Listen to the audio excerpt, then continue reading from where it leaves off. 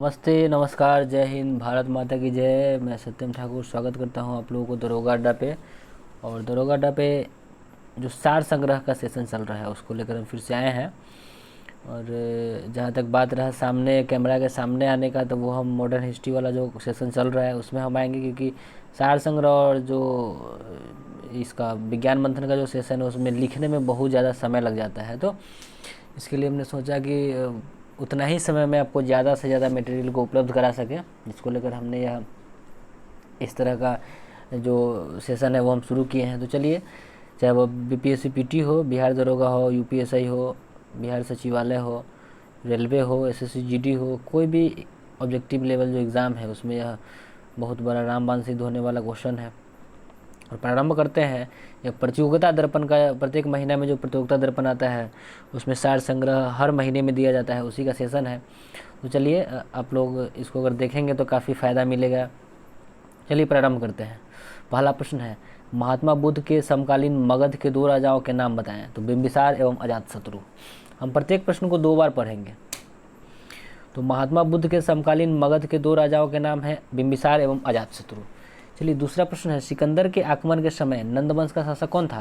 तो घनानंद। सिकंदर के आक्रमण के समय नंद वंश का शासक जो था वो घनानंद था।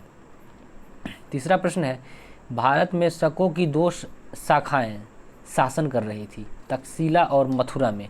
उत्तरी शाखा थी नासिक तथा उज्जैन में कौन सी शाखा थी। तो पश्चिमी शाखा थी। फिर से सुनेंगे तीसरा प्रश्न कि भारत में शकों की 2 शाखाएं शासन कर रही थी, तक्षशिला और मथुरा। तो तक्षशिला में उत्तरी शाखा थी, तो नासिक तथा उज्जैन में कौन सी शाखा। तक्षशिला और मथुरा में उत्तरी शाखा थी, तक्षशिला और मथुरा में उत्तरी शाखा थी। तो नासिक तथा उज्जैन में कौन सी शाखा थी। तो पश्चिमी शाखा थी। याद रखेंगे कि तक्षशिला और मथुरा में उत्तरी शाखा थी, तो नासिक एवं उज्जैन में पश्चिमी शाखा थी। चौथा प्रश्न है, मथुरा कला के अंतर्गत किस धर्म के देवताओं की मूर्तियाँ बनती थी।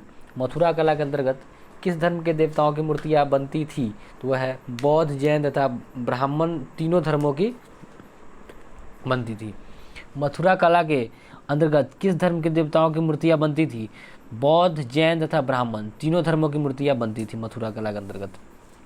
पांचवा प्रश्न है, चाणक्य कौन था, उसके प्रसिद्ध ग्रंथ का क्या नाम था, यह किस भाषा में लिखा गया था। तो चाणक्य नंदों के विनाश करने वाला चंद्रगुप्त मौर्य का प्रधानमंत्री था, उसने संस्कृत भाषा में अर्थशास्त्र लिखा है। फिर से जान लीजिए कि चाणक्य नंद का विनाश करने वाला था। एक बार की बात है कि जब घनानंद जो है धनानंद, वह बीच सभा में चाणक्य को बेइज्जत करके दरबार से निकाल देते हैं। उसी समय चाणक्य जो है वह प्रण करते हैं कि अब इसका बदला हम लेंगे। तो वह जाकर चंद्रगुप्त मौर्य में से मिलते हैं और उनको कहते हैं कि नहीं, आप इस दुनिया पर साम्राज्य स्थापित कर सकते हैं, उसके लिए आपको धनानंद को हराना पड़ेगा। उस समय धनानंद का काफ़ी वर्चस्व हुआ करता था।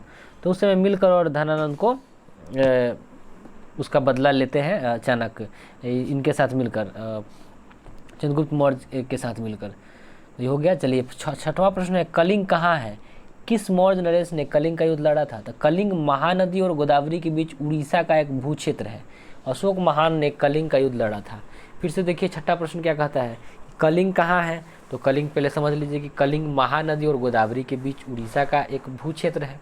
कलिंग महानदी और गोदावरी के बीच उड़ीसा का एक भू क्षेत्र है। और कहता है कि किस मौर्य नरेश ने कलिंग का युद्ध लड़ा था।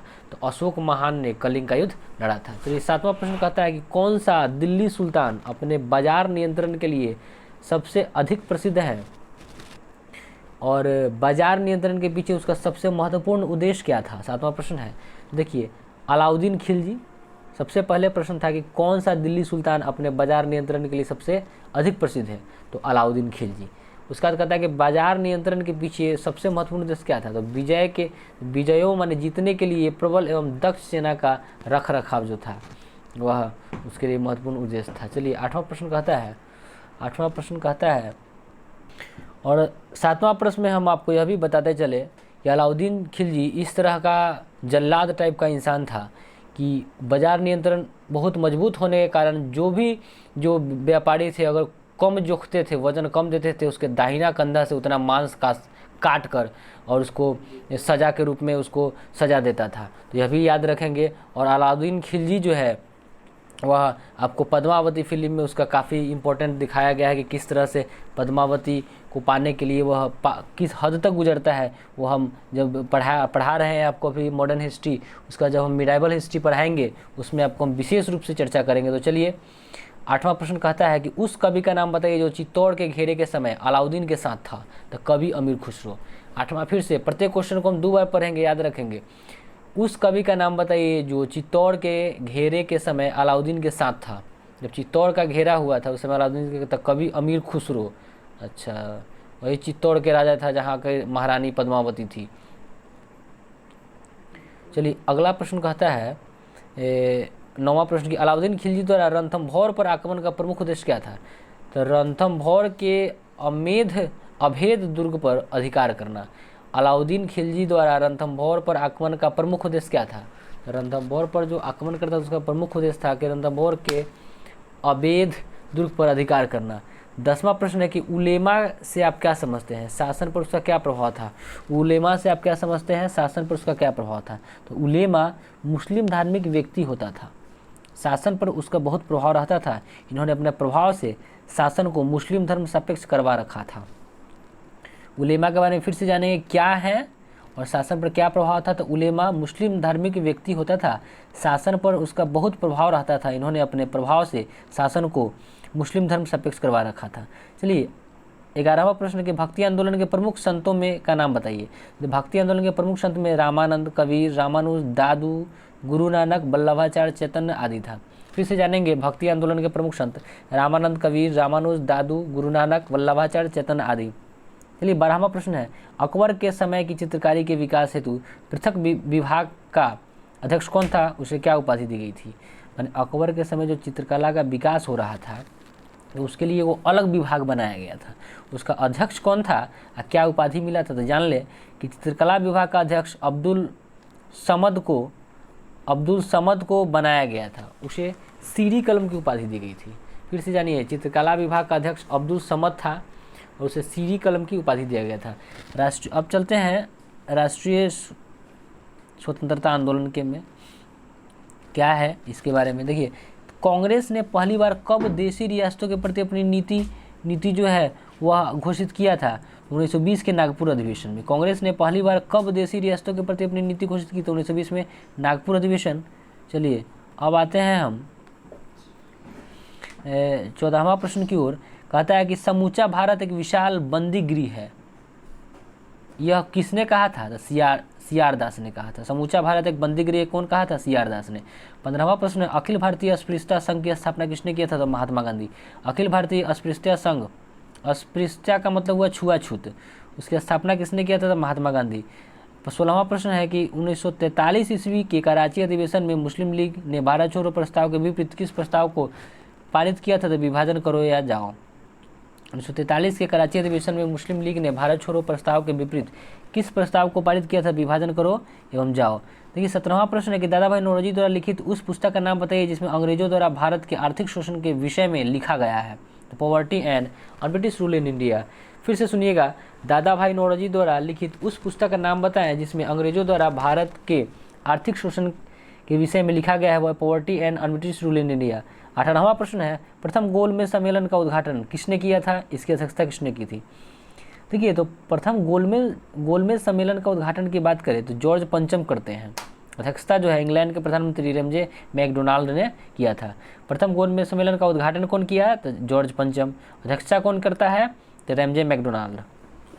फिर से एक बार देख लेंगे, प्रथम गोलमेज सम्मेलन का उद्घाटन कौन करता है, तो जॉर्ज पंचम। अध्यक्षता करता है इंग्लैंड के प्रधानमंत्री रेमजे मैकडोनाल्ड। देखिए 19वां प्रश्न, साइमन कमीशन कब और क्यों आया था। तो साइमन कमीशन 1928 में 1919 के अधिनियम के क्रियान्वयन की समीक्षा करने हेतु भारत आया था। फिर से जानिए साइमन कमीशन भारत आया कब था, तो 1928 में। लेकिन कहला आया था, तो 1919 के जो अधिनियम के क्रियान्वयन की समीक्षा करने के लिए भारत आया था। 20वां प्रश्न की ओर चलेंगे। ब्रिटिश साम्राज्य का भारतीय व्यवस्था पर जो सबसे घातक प्रभाव पड़ा वह भारतीय पूंजी और अन्य वस्तुओं का भारत से बाहर इंग्लैंड में जाना और उसके बदले में भारत को कुछ भी प्राप्त न होना किस रूप में है, द ड्रेन थ्योरी, बहुत इंपॉर्टेंट है। ब्रिटिश साम्राज्य का भारतीय अर्थव्यवस्था पर जो सबसे घातक प्रभाव पड़ता है वह है भारतीय पूंजी व अन्य वस्तुओं का भारत से बाहर इंग्लैंड में जाना और उसके बदले में भारत को कुछ भी प्राप्त न होना। किस रूप में जाना जाता है? द ड्रेन थ्योरी के रूप में हम जाना जाता है। इस चीज़ को याद रखेंगे। 21वां प्रश्न हो गया। अब चलते हैं हम 21वां प्रश्न कहता है 1915 में काबुल में अंतरिम अस्थायी भारत सरकार की स्थापना किसने किया था? तो राजा महेंद्र प्रताप ने। 1915 में काबुल में अंतरिम अस्थायी भारत सरकार की स्थापना किसने किया था? तो राजा महेंद्र प्रताप ने। 22वां प्रश्न है भारतीय राष्ट्रीय कांग्रेस की स्थापना एओ ह्यूम की अहम भूमिका थी। कांग्रेस में उसका आधिकारिक पक्ष क्या था? तो महासचिव का। भारतीय राष्ट्रीय कांग्रेस की स्थापना एओ ह्यूम की अहम भूमिका थी, तो कांग्रेस में उसका आधिकारिक पक्ष क्या था? तो महासचिव का था। देखिए 23वां प्रश्न है द्विराष्ट्र सिद्धांत 1930 में सर मोहम्मद इकबाल ने दिया था, जिसका रचा गीत सारे जहां से अच्छा हिंदुस्तान हमारा लेकिन पाकिस्तान शब्द का सृजन कैम्ब्रिज विश्वविद्यालय के एक स्नातक ने किया था। इस स्नातक का क्या नाम था? तो रहमत अली। 23वां प्रश्न है द्विराष्ट्र सिद्धांत 1930 में सर मोहम्मद इकबाल ने दिया था। मोहम्मद इकबाल देता है और कहता है, गाना एक लिखता है, गीत सारे जहां से हिंदुस्तान हमारा लेकिन पाकिस्तान शब्द का सृजन कैम्ब्रिज विश्वविद्यालय के स्नातक ने किया था, जिसकी अगर हम बात कर ले कि स्नातक का वह नाम क्या था? तो रहमत अली। देखिए 24वां प्रश्न है 5 फरवरी 22 को उत्तर प्रदेश के गोरखपुर जिले में चौड़ी चौरा नामक स्थान पर उत्तेजित आंदोलनकारियों की एक भीड़ ने 21 सिपाहियों एवं एक थानेदार को थाने में बंद कर आग लगा दिया। 21 को सिपाही था, एक थानेदार को थाने में बंद कर आग लगा दिया। हिंसा की इस घटना से क्षुब्ध होकर गांधी जी ने तुरंत किस आंदोलन का स्थगन कर दिया था? असहयोग आंदोलन। ठीक है, 12 फरवरी 1922 में। चलिए आते हैं 24वां हो गया। 25वां प्रश्न की ओर। दोनों सदनों में प्रत्येक बैठक के प्रारंभ में 1 घंटे तक प्रश्न किए जाते हैं और उत्तर दिए जाते हैं। ठीक है, इसे क्या कहा जाता है? तो प्रश्नकाल। कहता है कि दोनों सदनों में यानी लोकसभा और राज्यसभा, संसद के 2 सदन हैं, दोनों सदनों में प्रत्येक बैठक के प्रारंभ में 1 घंटे तक प्रश्न किए जाते हैं और उत्तर दिए जाते हैं। इसे क्या कहा जाता है? तो प्रश्नकाल कहा जाता है। 26वां प्रश्न है संघ सूची में 97 विषय शामिल हैं, दिए गए हैं, अभी बढ़ गया है। ठीक है, जैसे विदेश संबंध, रक्षा, रेलवे, डाक, तार आदि, इस पर कानून बनाने का अधिकार किसे प्राप्त है? तो संसद को है। 26वां हो गया। अब आते हैं 27वां प्रश्न की ओर। हम कहाँ था? 26 को आते हैं 27वां प्रश्न। देखिए 27वां प्रश्न क्या कहता है? भारतीय संविधान के अनुसार कार्यपालिका संबंधी वास्तविक शक्तियां का प्रयोग किसके द्वारा किया जाता है? तो प्रधानमंत्री एवं मंत्रिपरिषद के द्वारा। 27वां प्रश्न है भारतीय संविधान के अनुसार कार्यपालिका संबंधी वास्तविक शक्तियों का प्रयोग किसके द्वारा किया जाता है? कार्यपालिका संबंधी जो भी वास्तविक शक्ति है इसका प्रयोग कौन करता है? प्रधानमंत्री एवं मंत्रिपरिषद। 28वां प्रश्न है संसद का सत्र किसके द्वारा बुलाया जाता है? तो राष्ट्रपति के द्वारा बुलाया जाता है। संसद का सत्र किसके द्वारा बुलाया जाता है? तो राष्ट्रपति द्वारा। 29वां प्रश्न में कौन सा विधेयक धन विधेयक है? इसका निर्णय लोकसभा अध्यक्ष करता है। क्या उसका निर्णय अंतिम माना जाता है? तो हाँ। कहता है कि कौन सा विधेयक धन विधेयक है, इसका निर्णय लोकसभा अध्यक्ष करता है। क्या उसका निर्णय अंतिम माना जाता है? तो हाँ। 30वां प्रश्न है राज्य देश के पर्यावरण के संरक्षण तथा संवर्धन का और वन तथा वन्य जीवन की रक्षा का प्रयास करेगा, ऐसा किस अनुच्छेद में वर्णित है? तो अनुच्छेद 48 क में। 30वां प्रश्न है कि राज्य देश के पर्यावरण के संरक्षण तथा संवर्धन का और वन तथा वन्य जीवन की रक्षा का प्रयास करेगा, ऐसा किस अनुच्छेद में वर्णित है? तो अनुच्छेद 48 क में। 31 कहता है कि 31 नंबर प्रश्न की भारतीय संविधान में यह घोषणा कहाँ की गई है कि भारत के लोग संविधान के मूल स्रोत हैं और भारतीय अर्थव्यवस्था लोकतंत्रात्मक है? तो प्रस्तावना। 31वां प्रश्न कहता है कि भारतीय संविधान में यह घोषणा कहाँ की गई है कि भारत के लोग संविधान के मूल स्रोत हैं और भारत अर्थव्यवस्था लोकतंत्रात्मक है? तो प्रस्तावना में। 32वां प्रश्न क्या कहता है कि राज्यपाल द्वारा मंत्री के रूप में नियुक्त गैर विधानसभाई व्यक्ति को कितने दिनों के अंदर विधानसभा का सदस्य होना चाहिए? तो 6 महीना के अंदर। कहता है कि राज्यपाल द्वारा मंत्री के रूप में नियुक्त गैर विधानसभाई व्यक्ति को कितने दिन के अंदर विधानसभा का सदस्य हो जाना चाहिए? तो वह है 6 माह। 33वां प्रश्न है कि 26 जनवरी 1950 को भारत का संविधान लागू हुआ। पहला संविधान संशोधन किस वर्ष हुआ? 1951 में। फिर से जान ले, 26 जनवरी 1950 को भारत का संविधान लागू हुआ, तो पहला संविधान संशोधन कब हुआ? 1951 में। रीट शब्द किस भाषा है? तो लैटिन भाषा है। रीट शब्द किस भाषा का है? तो लैटिन भाषा का। रीट एक लैटिन भाषा है। रीट एक लैटिन भाषा है, तो याद रखेंगे। 35वां प्रश्न है उच्चतम न्यायालय का वह कौन सा मुख्य न्यायाधीश था जिसे कार्यकारी परिषद के रूप में कार्य करने का अवसर मिला? एम हिदायतुल्लाह। उच्चतम न्यायालय का वह कौन सा मुख्य न्यायाधीश था जिसे कार्यकारी राष्ट्रपति के रूप में कार्य करने का अवसर मिला? एम हिदायतुल्लाह। एक बार फिर से देखेंगे 35 नंबर कि उच्चतम न्यायालय सुप्रीम कोर्ट का वह कौन सा मुख्य न्यायाधीश है जिससे कार्यकारी राष्ट्रपति के रूप में कार्य करने का अवसर मिला? एम हिदायतुल्लाह। 36वां प्रश्न में चलते हैं।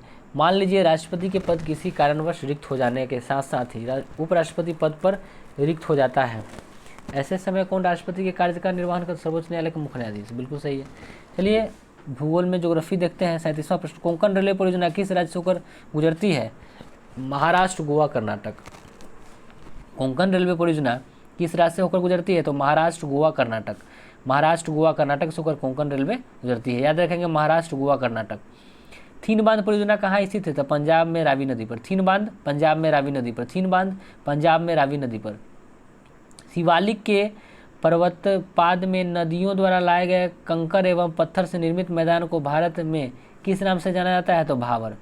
शिवालिक के पर्वतपाद में नदियों द्वारा लाए गए कंकर एवं पत्थर से निर्मित मैदान को भारत में किस नाम से जाना जाता है? तो भावर। 40वां प्रश्न है कि विश्व में सर्वाधिक वर्षा वाला स्थान मासिनराम में औसतन वार्षिक वर्षा लगभग कितना होता है? तो 1140 सेंटीमीटर। फिर से देखेंगे कि विश्व में सर्वाधिक वर्षा वाला स्थान मासिनराम में औसतन वार्षिक वर्षा लगभग कितना होता है? तो 1140 सेंटीमीटर। 41वां प्रश्न है, कौन सा मत्स्य उत्पादन क्षेत्र अटलांटिक महासागर के उत्तर पश्चिम भाग में स्थित है? तो सेंट पियरी बैंक। कौन सा मत्स्य उत्पादन क्षेत्र अटलांटिक महासागर के उत्तर पश्चिमी भाग में स्थित है? तो वह सेंट पियरी बैंक है। 42वां प्रश्न है, एक वर्ष में कितनी भूमि पर क्रमिक रूप से 2 या 2 से अधिक फसलों का उत्पादन कहलाता है? बहुफसली कृषि। 42वां प्रश्न कहता है कि एक वर्ष में किसी भूमि पर क्रमिक रूप से 2 या 2 से अधिक फसलों का उत्पादन कहलाता है? बहुफसली कृषि। ठीक है। 43वां प्रश्न है, मृदा की अम्लीयता की समस्या को दूर करने के लिए किसका प्रयोग किया जाता है? तो चूना का। मिट्टी की जो अम्लीयता की समस्या को दूर करने के लिए अगर हम बात करें, चूना का प्रयोग करते हैं खेत में। बरमूडा द्वीप, 44वां प्रश्न, बरमूडा द्वीप किस महासागर में स्थित है? तो वो उत्तर पश्चिमी पूर्वी प्रशांत महासागर में। उत्तर पश्चिमी पूर्वी प्रशांत महासागर में बरमूडा द्वीप है। याद रखेंगे बरमूडा द्वीप उत्तर पश्चिमी पूर्वी प्रशांत महासागर में। 45वां प्रश्न देखिए, ओजोन परत की क्षरण के कारण इस परत में लगभग 10 मिलियन वर्ग किलोमीटर का छिद्र बन गया है जो स्थित है अंटार्कटिका के ऊपर। फिर से देखेंगे, कहता है कि ओजोन परत की क्षरण के कारण इस परत में लगभग 10 मिलियन वर्ग किलोमीटर का छिद्र बन गया है जो स्थित है अंटार्कटिका के ऊपर। एक बार फिर से देखेंगे, ओजोन परत की क्षरण के कारण इस परत में लगभग 10 मिलियन वर्ग छिद्र बन गया है। अच्छा, तो अंटार्कटिका के ऊपर। चलिए 46वां प्रश्न, लौह के मुख्य निर्यातक और नौसैनिक अड्डे के रूप में कौन सा भारतीय बंदरगाह महत्वपूर्ण है? तो विशाखापट्टनम। फिर से जानेंगे, लौह के मुख्य निर्यातक और नौसैनिक अड्डे के रूप में कौन सा भारतीय बंदरगाह महत्वपूर्ण है? तो है विशाखापट्टनम। अब चलेंगे हम 47वां प्रश्न पर। कहता है कि सबसे पहले किस मानचित्रकार ने प्रक्षेप में स्थानों को उसके अक्षांश व देशांतर के अनुसार प्रदर्शित किया था? मेरिनस। देखिए, कहता है कि सबसे पहले किस मानचित्रकार ने प्रक्षेप में स्थानों को उसके अक्षांश व देशांतर के अनुसार प्रदर्शित किया था? तो वह है मेरिनस। अब आते हैं 48वां प्रश्न की ओर। अर्थव्यवस्था में हम प्रवेश करेंगे।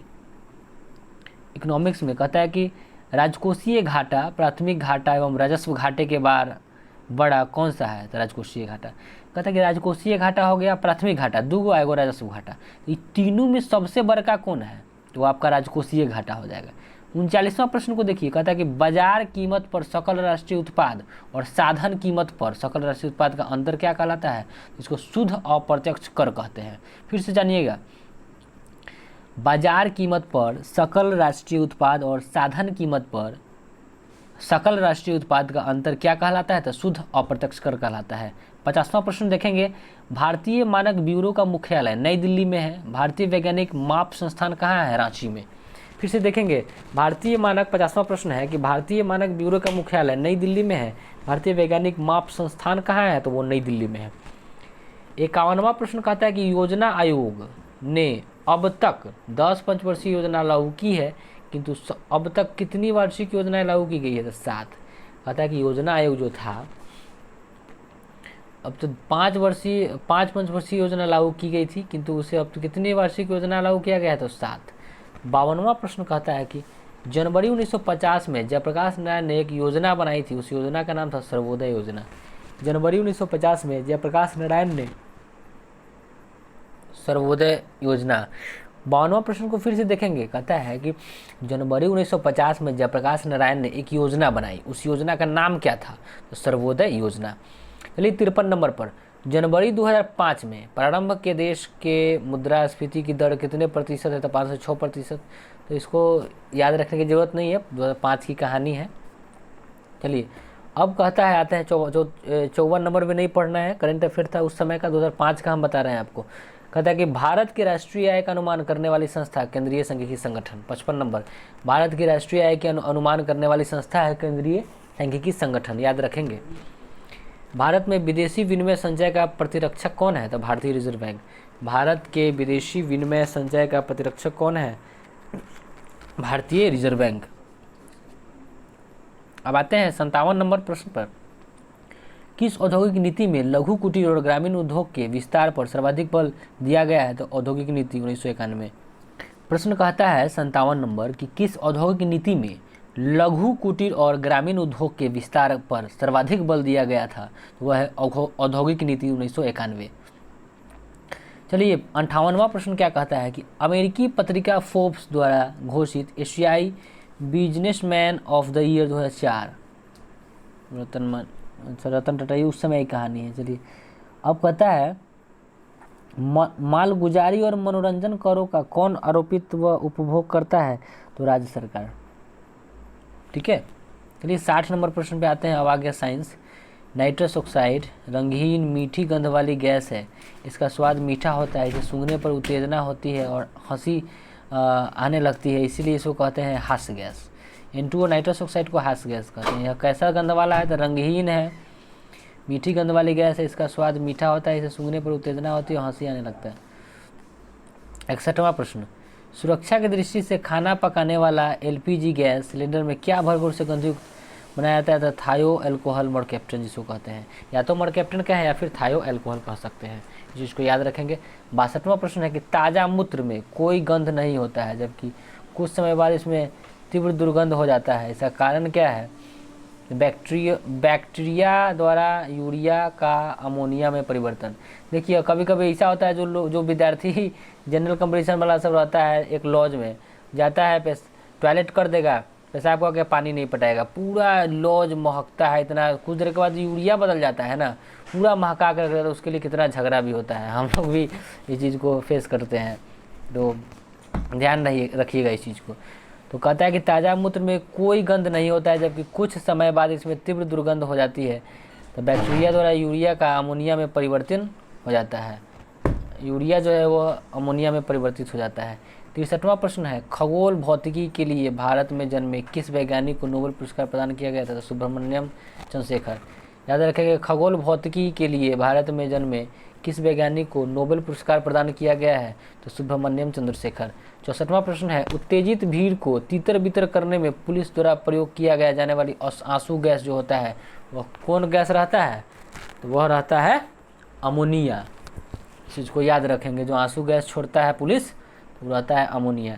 चलिए अब हम चलेंगे 65वां प्रश्न की ओर, जो क्या कहेगा उसके बारे में थोड़ा सा हम देखेंगे।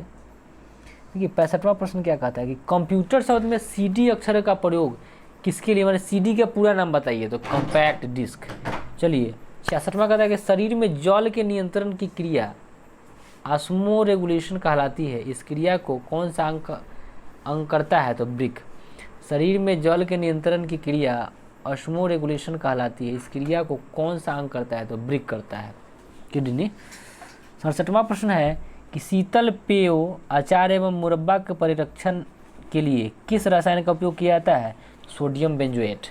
शीतल पेयों यानी पीने वाला जो कोल्ड ड्रिंक्स होता है, वह अचार मुरब्बा को परिरक्षण के लिए किस रसायन का परिरक्षण, माने कि उसको खराब होने से बचाने के लिए किस रसायन का प्रयोग किया जाता है? तो सोडियम बेंजोएट का। 68वां प्रश्न है, 68वां प्रश्न कहता है, तो कहता है प्रश्न कि शीतल पेय अचार मुरब्बा को सुरक्षा प्रदान करने के लिए अगर हम उसमें बताया जाए कि क्या मिलाते हैं, तो सोडियम बेंजोएट मिलाते हैं। 68वां प्रश्न देखिए, चट्टानों की आयु ज्ञात करने के लिए रेडियो सक्रिय आयु मापन में किस समस्थानिक का उपयोग किया जाता है? यूरेनियम का। चट्टान की आयु ज्ञात करने के लिए रेडियो सक्रिय आयु मापन में किस समस्थानिक का प्रयोग करते हैं? तो यूरेनियम का प्रयोग करते हैं। चलिए 69 नंबर पे डॉक्टर होमी जहांगीर भाभा का नाम विज्ञान के किस क्षेत्र के संबंध में है? तो परमाणु विज्ञान। डॉक्टर होमी जहांगीर भाभा का नाम विज्ञान के किस क्षेत्र में संबंध है? तो परमाणु विज्ञान। चलिए याद रखेंगे। 17वां प्रश्न है आवर्त सारणी में निष्क्रिय गैसों का किस समूह में रखा गया है? शून्य वर्ग में। आवर्त सारणी में निष्क्रिय गैसों को किस समूह में रखा गया है? तो शून्य वर्ग में रखा गया है।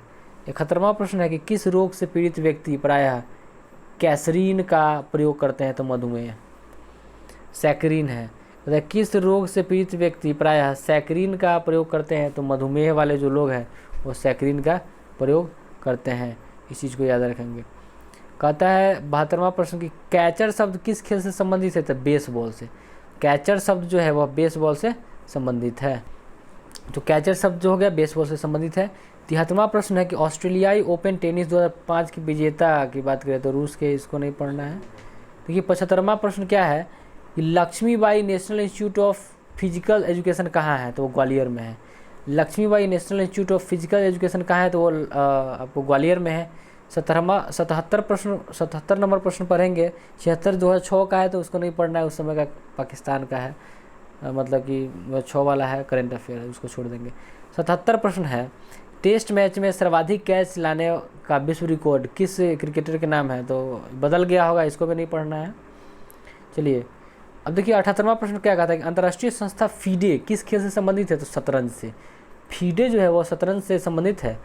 फार्मूला 1 तो सबको पता है, ये रेसिंग से है, कार रेसिंग से है। सुप्रसिद्ध रॉयल गोल्फ क्लब कोलकाता की स्थापना कब हुआ था? कहता है कि सुप्रसिद्ध 80 नंबर प्रश्न है सुप्रसिद्ध रॉयल गोल्फ क्लब कोलकाता की स्थापना कब हुआ था? तो 1829 में हुआ था। अब मिसलेनियस को देखेंगे।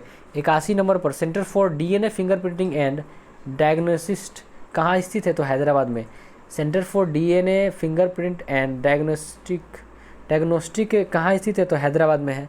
82 नंबर है कि किस राज्य के साथ बिछुआ लोकनृत्य संबंधित है? तो असम। बिछुआ किस राज्य के से संबंधित लोकनृत्य है? तो असम का है। शिकागो धर्म सम्मेलन 1893 में किस भारतीय ने हिंदू धर्म का प्रचार प्रसार किया? तो स्वामी विवेकानंद। इस चीज़ को याद। बिछुआ किस कहाँ का लोकनृत्य है? तो असम का है। चलिए 84 नंबर देखेंगे। पत्राचार पाठ्यक्रम प्रारंभ करने वाला भारत का पहला विश्वविद्यालय केंद्रीय विश्वविद्यालय हैदराबाद है। 84 नंबर है कि पत्राचार पाठ्यक्रम प्रारंभ करने वाला भारत का पहला विश्वविद्यालय केंद्रीय विश्वविद्यालय हैदराबाद है। 85 नंबर प्रश्न है महिलाओं को स्त्री शक्ति पुरस्कार दिया जाता है महिलाओं की प्रोन्नति हेतु साहस एवं पराक्रम के लिए। एक बार फिर से देखेंगे, महिलाओं को स्त्री शक्ति पुरस्कार दिया जाता है, का है इसलिए दिया जाता है कि महिला को प्रोन्नति हेतु साहस एवं पराक्रम के लिए जब ढिठे कोई काम करती है उस समय के लिए। 86 नंबर है कि डाकों के कुशल एवं उचित हैंडलिंग के लिए पिन कोड प्रणाली किस वर्ष लागू हुआ था? तो बहुत अच्छा क्वेश्चन है। 1972 में डाकों के कुशल एवं उचित हैंडलिंग के लिए पिन कोड प्रणाली की अगर बात करें तो 1972 में प्रारंभ हुआ था। देखिए 1916 ईस्वी में पंडित मदन मोहन मालवीय ने किस विश्वविद्यालय की स्थापना किया था? तो BHU यानी बनारस हिंदू विश्वविद्यालय की स्थापना। देखिए तो सबको याद रखता है कि मदन मोहन मालवीय ने किया था, लेकिन किस वर्ष किया था? तो 1916 में। तो 87वां नंबर है। अब हम आते हैं 88वां नंबर प्रश्न पर, जो कि बहुत अच्छा प्रश्न है। देखिए बिरला भवन जहां गांधी जी को गोली मारी गई थी वर्तमान में क्या नाम है? तो गांधी सदन। देखिए बिरला भवन जहां गांधी जी को नाथूराम गोडसे गोली मारा उसको अभी क्या कहते हैं? तो गांधी सदन कहा जाता है, बिरला भवन को। क्लियर। देखिए अब 89 नंबर प्रश्न है कि शानदार क्रांति जो रक्तहीन क्रांति के नाम से प्रसिद्ध है इंग्लैंड में किस वर्ष हुआ था? 1688 में। शानदार क्रांति जो रक्तहीन क्रांति से के नाम से भी प्रसिद्ध है इंग्लैंड में किस वर्ष हुआ था? 1688 में होता है। 90 नंबर प्रश्न है विश्व का वह पहला शहर कौन सा है जिसे वर्ष 2004 में यूनेस्को ने साहित्य का शहर सिटी ऑफ लिटरेचर घोषित किया था? Edinburgh, Scotland. कहता है कि विश्व का वह पहला शहर कौन सा है जिसे वर्ष 2004 में यूनेस्को ने साहित्य का शहर सिटी ऑफ लिटरेचर घोषित किया था? वह है एडिनबर्ग, स्कॉटलैंड। एक बार फिर से देखिए कि विश्व का वह पहला शहर कौन है जिसे वर्ष 2004 में, ये तो पढ़ना ही नहीं है। चलिए 91 नंबर प्रश्न, भारत के जैव मंडल रिजर्व को यूनेस्को ने अपनी संरक्षित सूची में सम्मिलित किया है। नंदा देवी जैव मंडल रिजर्व तो है ही। चलिए अब 92 नहीं पढ़ना है, 93 को भी नहीं पढ़ेंगे, 94 ये भी नहीं पढ़ेंगे यदि आप। चलिए कहता है 95 नंबर प्रश्न